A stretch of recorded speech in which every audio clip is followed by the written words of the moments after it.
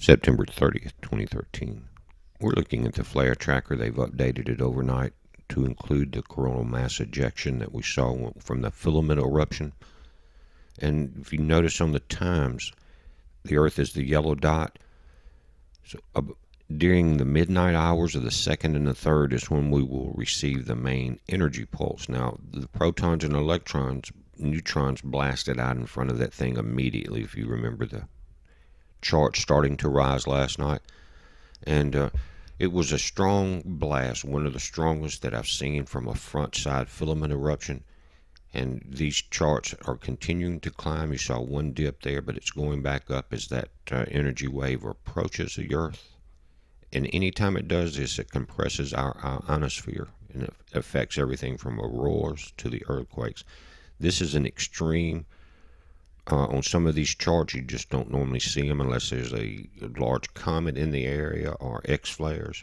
Now, you're not going to see a large solar flare on the monitors out of Boulder, on the X class and your C and M class flare charts, because it was not a solar flare, it was a coronal mass ejection. Look at that, though, guys, the energy involved in this. One of the things that concerns me, I want to say something here, is had a lot of influx after the videos last night. Different channels were reporting this was not an Earth-facing flare.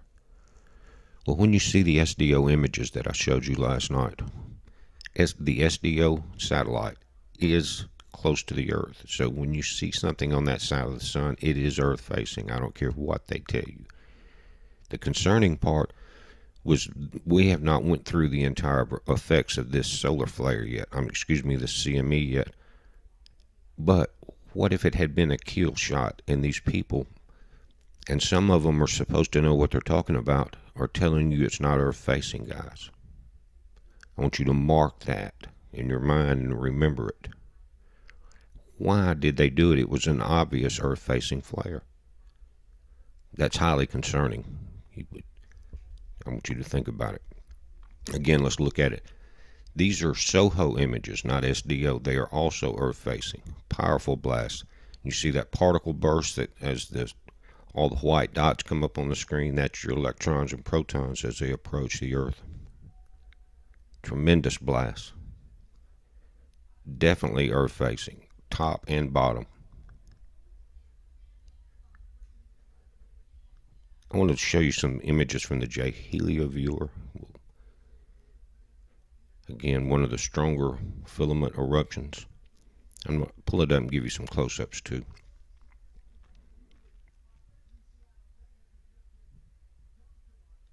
What happens is right in the center as it erupts, it's like a spark on a butane stove, guys. This thing had the energy there, and it just needed that spark, and when it got it, it let go.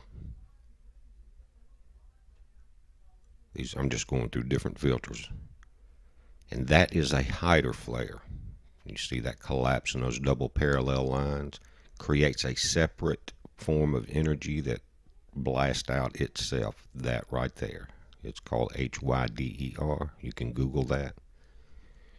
So you had a filament eruption causing a coronal mass ejection, followed by that bright blue hider flare.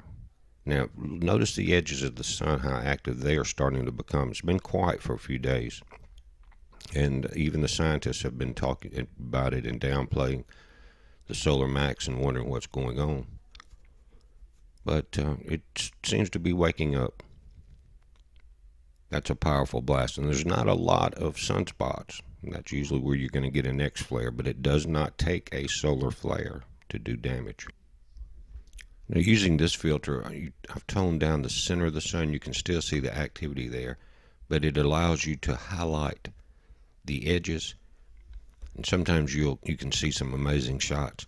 Even though in the top right corner you're going to see an eruption, it's nothing compared to the shadow of the eruption from this front filament burst.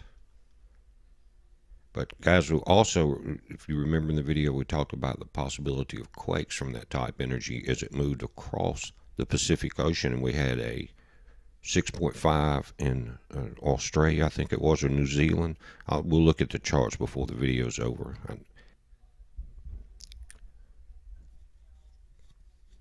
Now, this is the USGS current chart as I was doing the video. And the strongest quake as it moved across, as we looked at it come across Hawaii, was the 6.5 in New Zealand. There you also, there was a 5.0 in Papua New Guinea. But those are not the larger ones. But I was watching for that area, this entire area, to respond to that much pressure. And it's not over. You saw the chart still rising. And the main pulse of that energy will be coming in on midnight of the 2nd of October. So heads up on this, guys. Be safe.